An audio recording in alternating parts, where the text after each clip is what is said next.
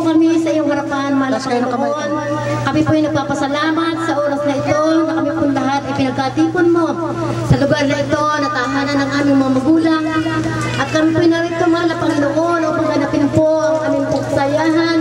Ang unang araw po ng aming pong first reunion po ng Sulit Family sa panguna po ng aming ama at ina, ang Kadyo Sulit, at gayon din po ang aming ina na Pasita Sulit. Ngayon po nandiyan na po sa piling mo, sa buhay na walang sa kalangitan. At kami po nagpapasalamat na kami pagkilikon mo, narito po kami lahat. Pabula po sa pinakabata hanggang sa pinakamatanda sa amin. Dalangin po namin na samahan mo po kami sa maghapon ito, mahal na Panginoon. At ay patuloy mo po kami bigyan ng kalakasan, kasayahan, kasiyahan, kapayapaan hanggang sa matapos po ang aming sasagawang reunion po, mahal na Panginoon. Maraming salamat po, Diyos. Ito po ang aming salamat panalangin sa makapangyarihang pangalan ni Jesus. Amen. Amen.